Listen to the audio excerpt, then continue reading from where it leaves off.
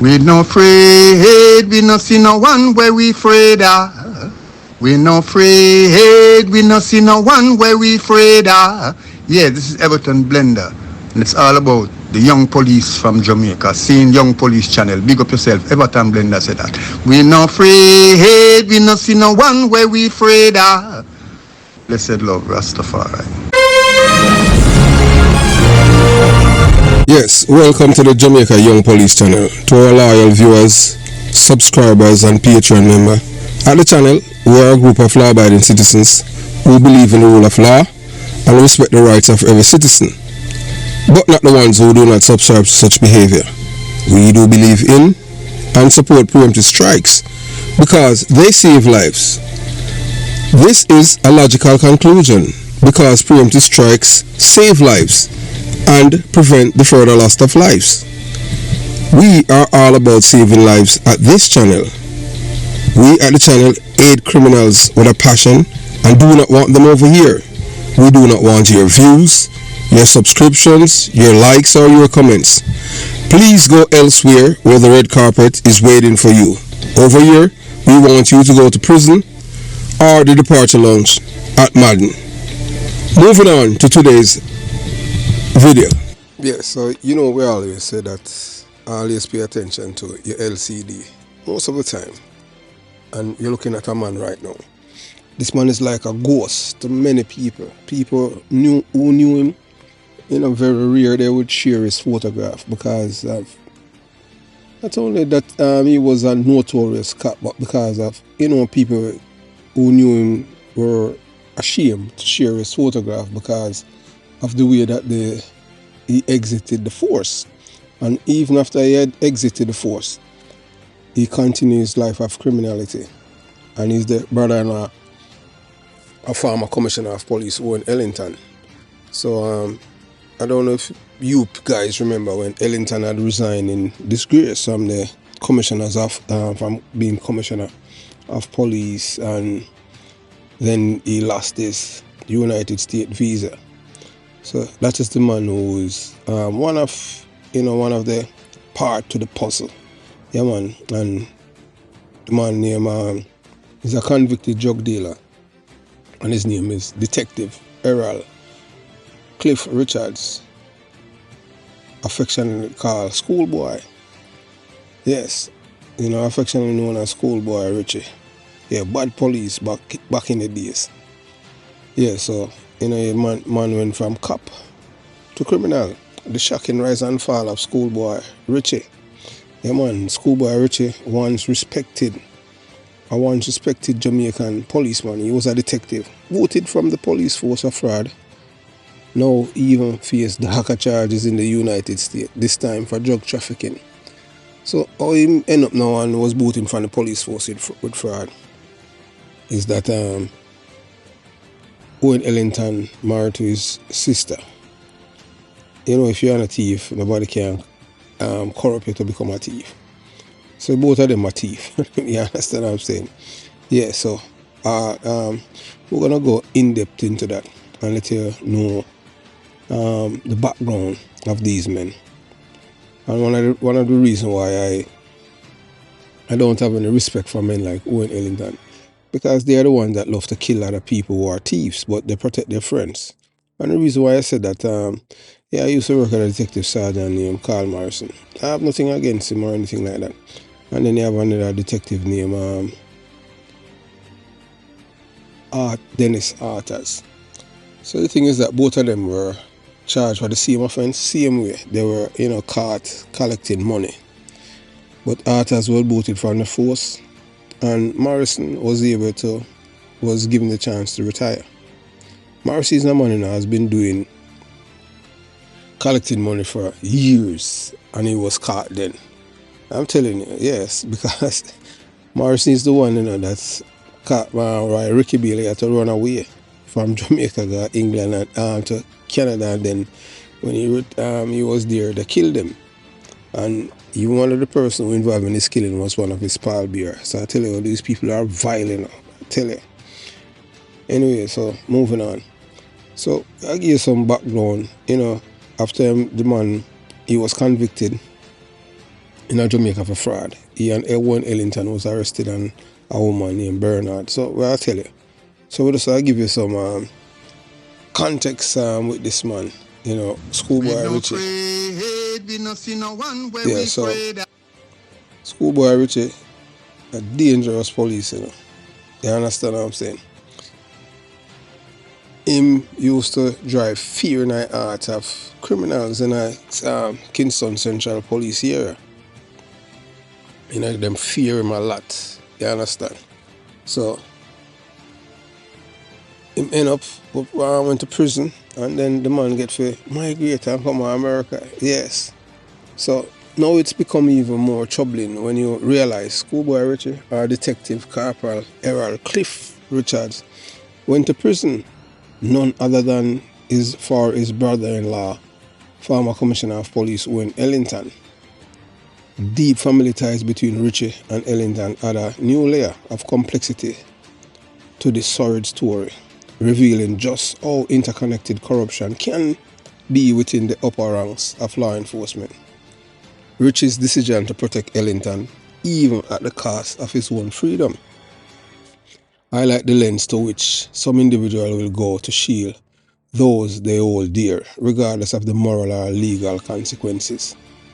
But this act of loyalty comes at a tremendous cost, not just to Richie, who went to prison, but to Ellington himself, who paid a steep price for his entanglement in his brother-in-law's criminal activities. So the fallout from Richie's conviction severely impacted Owen Ellington's life and career, particularly his ability to visit his children in the United States of America.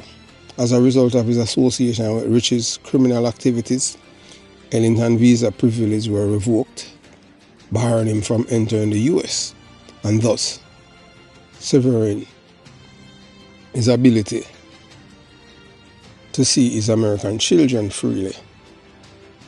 This not only placed a strain on his personal life, but also marked him as a figure of suspicion in international circles. The former commissioner, once the top law enforcement officer in Jamaica, found himself tainted by association with criminal elements, and his image as a leader of law and order was irreparably damaged. So to add this, Ellington narrowly escaped being extradited to the United States of America. Yes, narrowly escaped being extradited to the United States of America. A shocking turn of events for someone who held the highest position within Jamaica's police force.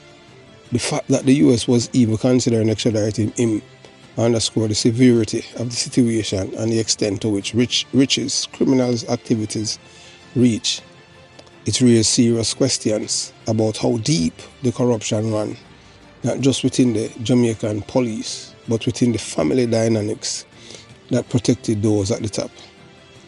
Ellington, close call with Extradition, served as a stark reminder of how easily one's action and association can come back to haunt them, no matter how high they may have risen or rise in their career. As a former commissioner of police, Ellington was supposed to embody law and upholding justice, yet his personal ties to his brother-in-law, criminal enterprises, nearly brought him down, tarnishing his legacy and putting him in the crosshairs of international law enforcement. As you can see, just a few days ago, he was nominated. He's acting as the chairman of the JUTC. I saw it going in Jamaica, you know. Yeah, you commit crime. You commit crime, for anyone I party, you get reward. Remember, you know, Owen Ellington was the man who defended Darrell Vaz when he was arrested. And the policeman that caused Darrell Vaz to be arrested and the others, he retired as Sergeant Hubert Llewellyn. Yeah, that's why we tell police, yeah man, better you leave, because nobody thinks it pay to be honest, ethical and a law-abiding police officer under this regime. Because Hubert Llewellyn, honest police, good police, but he was punished. Yeah man, from them lock up Darrell Vaz and the others. He never get a promotion, none, not even the Governor General summons him, because them say him on a labour rights. I mean, never know say you get promotion based on your political affiliation, although which is true still come.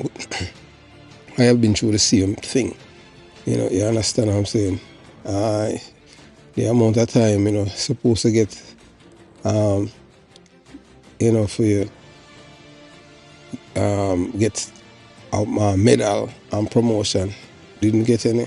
Because, you know, I've saved many lives in our bus.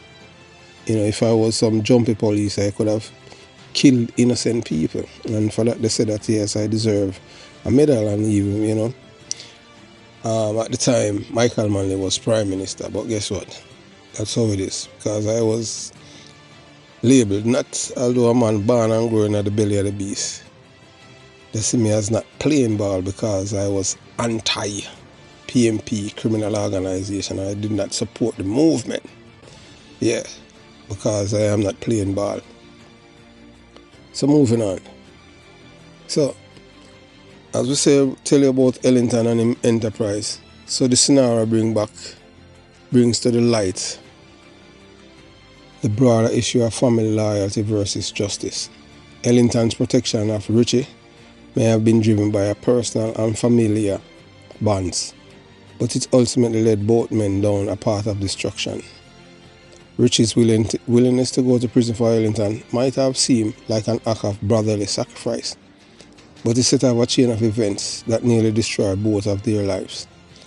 Ellington rise to the top of the Jamaica Constabulary Force, despite his criminal association, is a chilling example of how corruption can seep into even the highest echelon of power. So that's how it is in Jamaica. You're involved in a criminality, you get reward. Because in no other jurisdiction, a man could not be arrested and charged with corruption and then end up becoming a criminal, the leading law enforcement officer in our country. Only in Jamaica, the criminal's paradise. So for the audience looking at this case, the message is clear. No one is untouchable. Whether it is the enforcer on the streets or the commissioner of police himself. Involvement in crime, which will eventually catch up with you. In this case, the price paid was more than just a tarnished career or a stint in prison. It was the destruction of trust, the loss of family connection, and a near ruinous encounter with the law that stretched beyond Jamaica's border. So ultimately, this story of Richie and Ellington is not just about one man going to prison for another. It's about the intricate web of crime, corruption, loyalty that bring even the most powerful figure to their knees. Richie's decision to protect Ellington came at a cost of his own life, while Ellington failed to break free from his family's criminal ties, nearly cost him everything, including his freedom and his ability to be with his own children. This tragic tale served as a stark reminder that in the end, crime does not pay, no matter who you are and how high you climb. So I'll give you some thing, you know, some context about School Boy Richie and, you know, how we end up in a prison in America. But it started, everything goes right back now to Jamaica. How it all started, because this was a man who was like a name brand, he was a name brand police. Yeah. You know, this case of School Boy Richie, or Detective Corporal Errol Cliff Richards, is a stark reminder that a life of crime, no matter how powerful or influential one become, ultimately does not pay. Richie, once feared and ruthless police officer in downtown Kingston, earned a reputation for executing criminals without hesitation. Enough boy him send departure now. He walked the thin line between law enforcement and criminality, often resorting to extreme measures to deal with the very people he was supposed to arrest. His life, which many view as one of unchecked power, took a dark turn, leading to eventual downfall, a clear example of the ultimate failure of a life built on crime and corruption. But the question that continued to haunt the public, how on God's earth did a man like School Boy Richie, with a notorious background and criminal record, obtain a clean police record to migrate to the United States of America? So I tell you, say a long time the PMP criminal organization, I do them think they are clean police record for convicted criminal and send him America. And him now end up become a United States citizen. You saw hear about that. So the glaring mystery shake the very foundation of trust in both the Jamaican and American immigration system. For someone with such a checkered past, a man convicted of defrauding an insurance company and imprisonment for 12 months, Richie should have faced significant barriers when attempting to migrate. It defies logics that a person with such a criminal history, not just locally but internationally, could somehow bypass rigorous scrutiny expected of immigration authorities. The US is known for its strict background checks, particularly for someone seeking residency or entry. How then did Richie slip through the cracks? That's a million-dollar question. To fully understand this, we must look at a broader implication of Richie's case. First and foremost, it highlights the intricate and often hidden network of influence and corruption that can grease the wheels for criminals to escape justice and rebuild their lives in foreign lands. Was this criminal record expunged, or was it suppressed through favors, connection, or bribery? These are real concerns that begs for an investigation, not just to bring Richie's story to light, but to ensure that such dangerous oversights don't continue to happen. Richie's case is a testament to the whole saying, crime doesn't pay. While he may have once walked the street of Kingston as an untouchable enforcer, feared by criminals and respected by some of his peers, his criminal past caught up with him. This should be a wake-up call to those who believe that power and influence can shield them from the consequences of their actions. While Richie may have initially escaped the full brunt of the law in Jamaica, his life of crime ultimately led him to a place, justice in the United States, where he now stands trial for far more serious charges.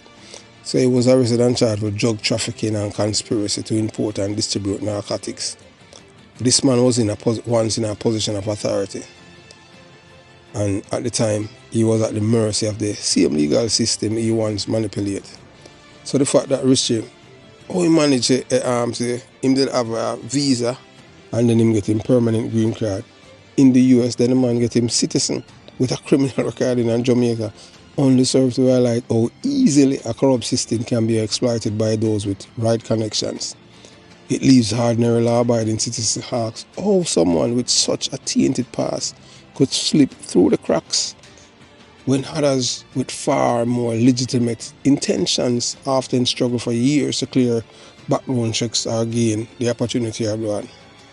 So the case of School Boy Richie should not be just a cautionary tale for criminals, but also a call to action for government and immigration systems worldwide to do better. If a convicted fraudster and an alleged drug trafficker can bypass the system designed to keep criminals out, then what does that say about the integrity of the process? Yet it only shows that Jamaica is a criminal's paradise, and they have been exporting criminals to the United States of America for years, for decades. How many others like him have quietly slipped through, hiding their past and setting up new criminal enterprises in other countries? Many, maybe even thousands. So it's a stark reminder to young people, especially in places like Jamaica, that turning to crime may bring power or wealth temporarily, but will also come back to haunt you. Richie's rise to infamy, from his days as a brutal enforcer in Kingston to his current standing as a criminal in the United States of America, show that even those who believe they can operate above the law will eventually face the consequences. The image of invincibility that Richie once portrayed has crumbled, revealing the hollow reality of his life beyond deceit, corruption, and violence. For the audience watching this case unfold, the key takeaway should be this: crime may offer quick rewards, but it never leads to a happy ending. Richie's case is not just about one man's downfall. It's a reflection of a larger truth that no amount of power, influence, or criminal enterprise can shield you from the eventual reckoning with justice. His story should serve as a warning to those who are tempted by the allure of crime. It's a path that sooner or later will end in disaster. So Schoolboy Richie journey from a feared detective to a convicted criminal proves that the old adage is true. You can run, but you can't hide. His ability to obtain a clean police record to migrate to the United States is a shocking indictment of the system and the fact that his life of crime has now come full circle. Should serve as a powerful lesson to anyone tempted to follow in his footsteps. Crime in the end does not pay, and Richie's tragic downfall should resonate with all who believe otherwise. So the thing is that now with him, with Schoolboy Richie, is that he was arrested and charged for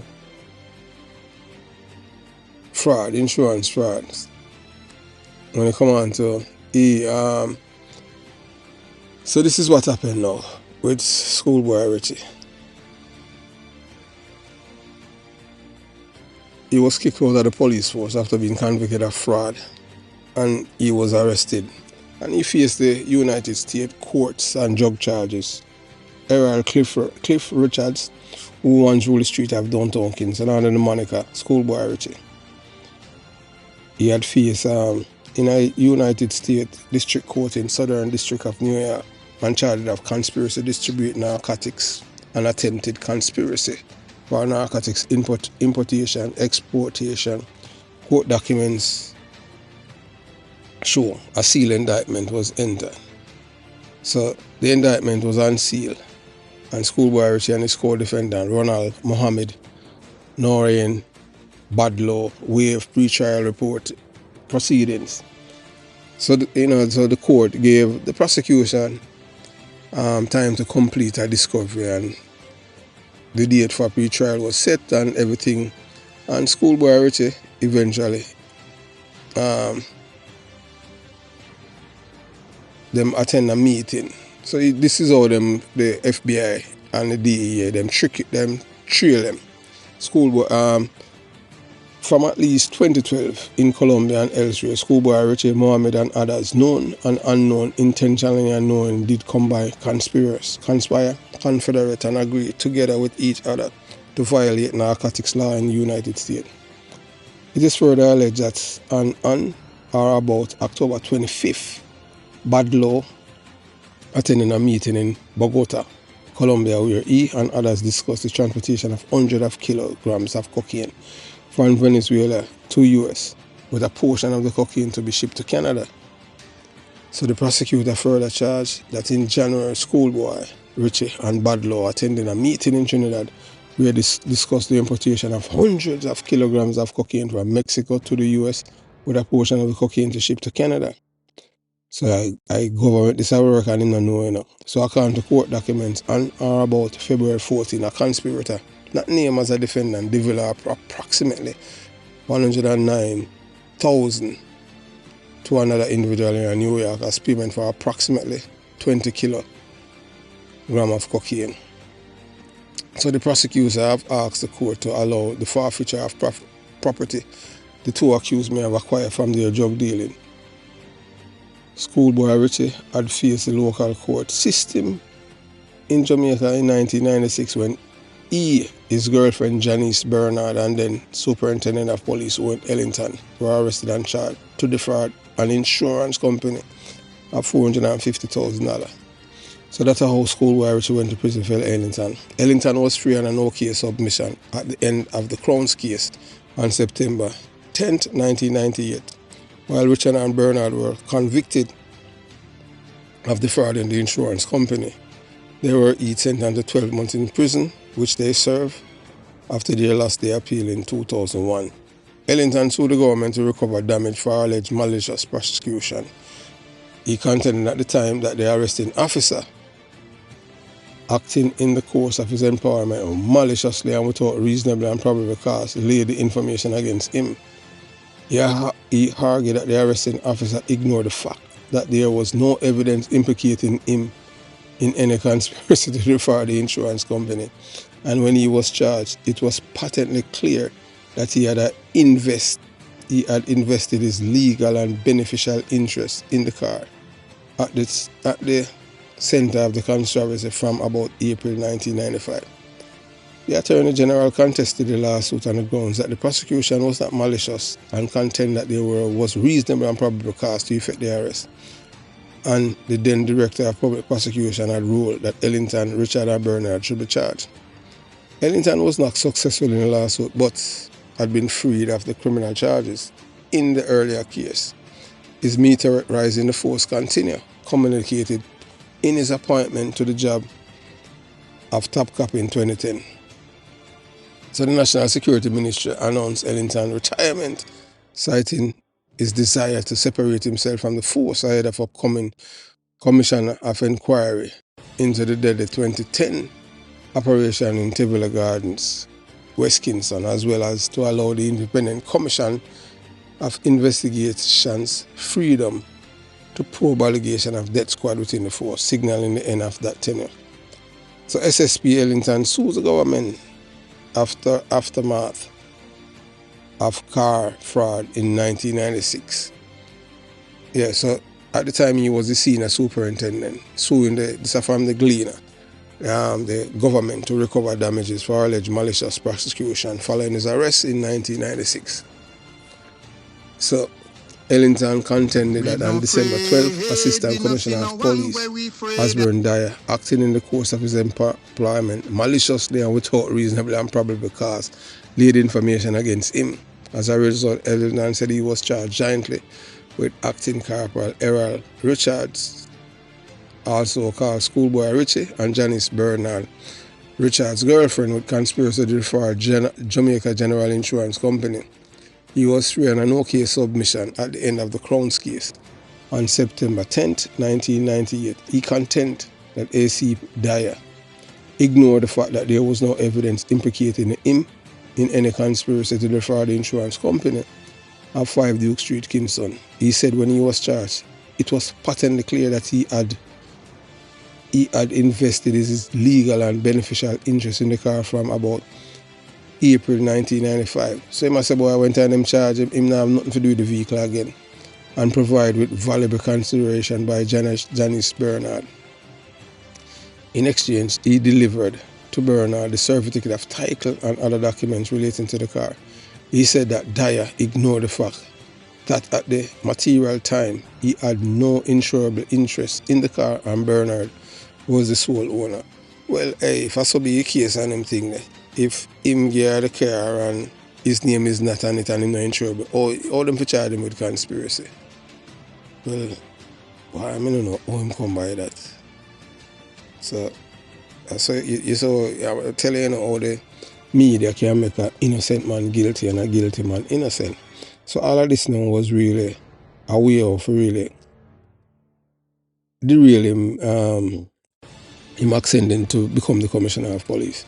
So based on what I read right now, although we knew then, but police stay and them thing then. Not for we as police we bias and them thing, especially if we don't like somebody.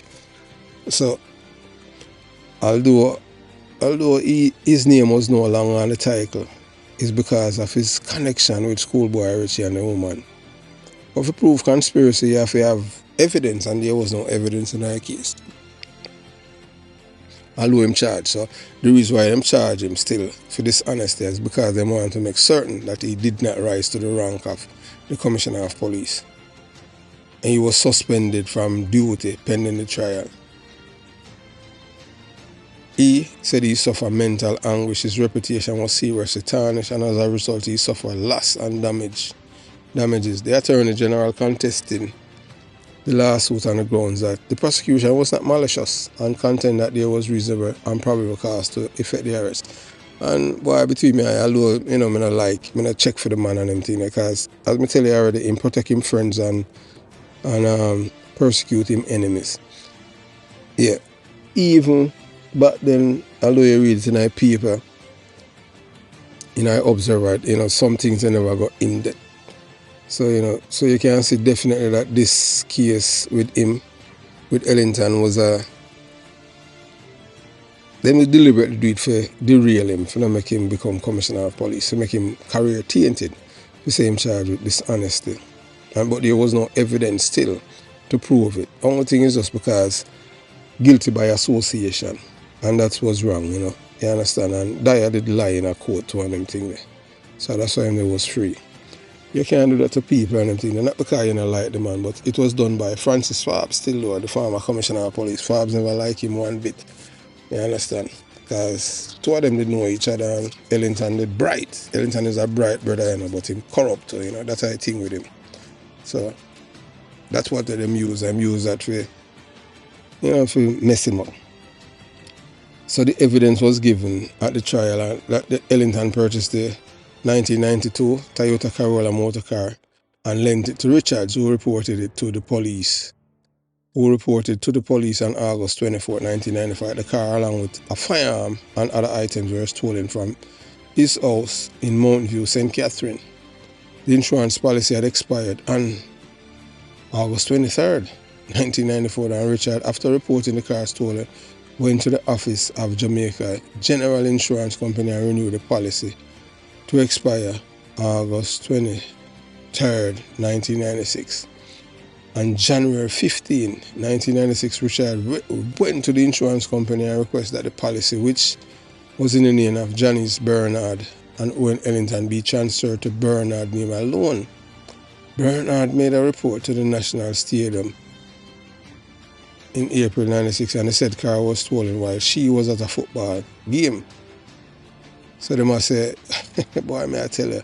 So him say him lend Richard the car August 24th and along with a firearm and other items was stolen from his house. So this is when them the thief have some M16 and them say him sell it. School Boy Richie sell some M16. That's the way your Herbert Nelson was talking about. And that's why him end up in a problem with the government. So the key so the reason why them charge him for conspiracy is because his name was on the title. You understand? And the girl, Bernard's name was on it too. So a School Boy Richie now, because him all corrosion and thief, him gonna wanna try, you know, work behind the scenes, and that's why him end up in a problem. But it's just sad though. But we have to report to you if you tell her that School Boy Richie is dead, yeah. You understand I'm still. Him died last week in Florida, right here. Yeah, so we'll continue the journey. So that's why I tell you, because you know him was like a ghost. Yeah, School Boy Richie was like a ghost. Nobody, you know, no people not share him photo and them thing with anyone, you know, yeah, because of the things and the magnitude of this man as a criminal. You understand?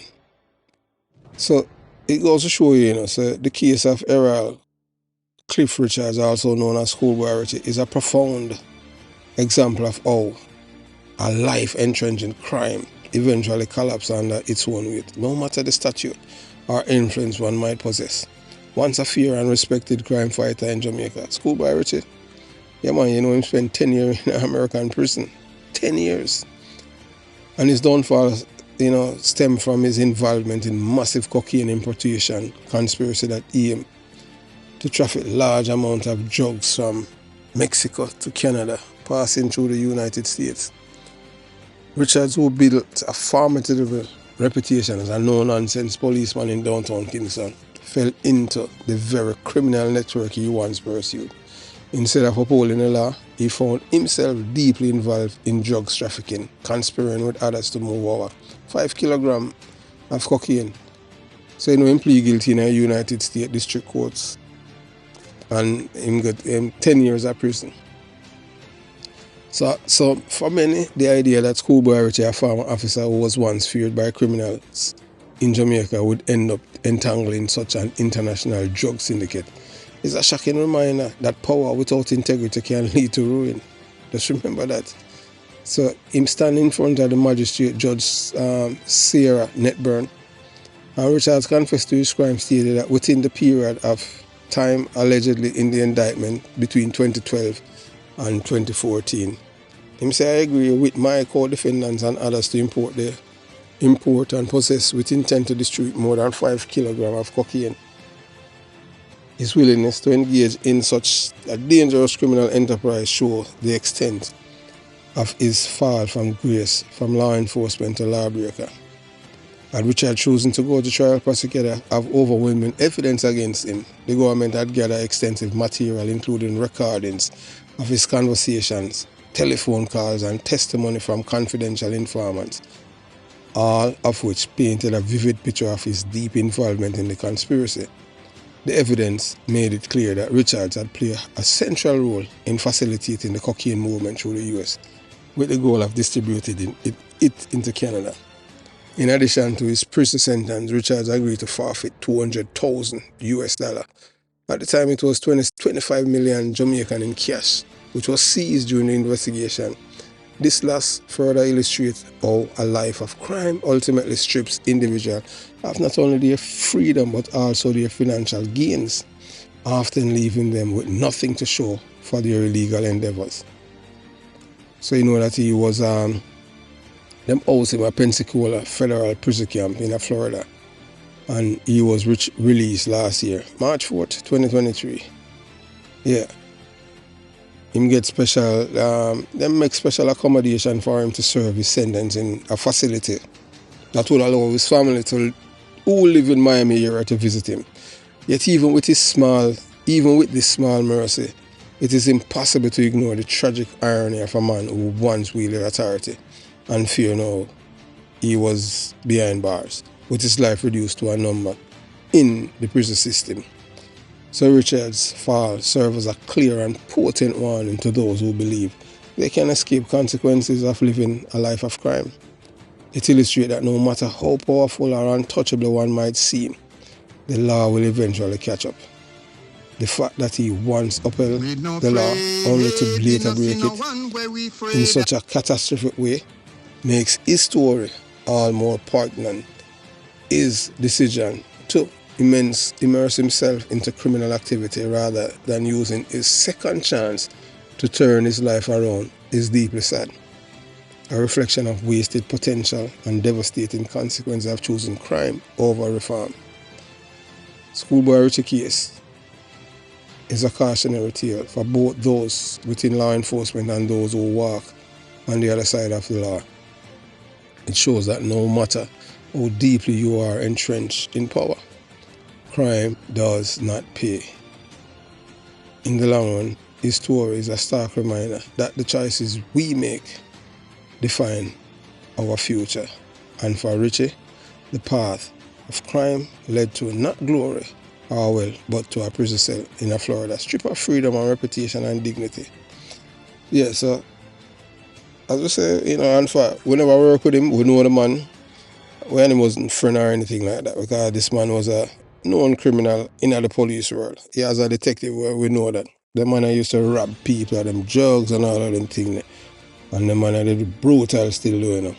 And him alone, you have some police who used to power with him now. Them I guess it officer, I don't call them name or anything like that. Yeah. Him and them used to go and rob people or them things. Yeah, rob them coke and all kind. But I don't know how them do it still doing it. So a life of crime just, so if one man a thief, him just can't stop thief, and I just saw it go. As we say, this is the man who responsible for the early exit of Owen Ellington's being the commissioner of police. But he's a part of it, and because of his connection with this man, they could be almost being extradited to the United States of America. Have yourself a beautiful day. Jamaica Young Police Channel out.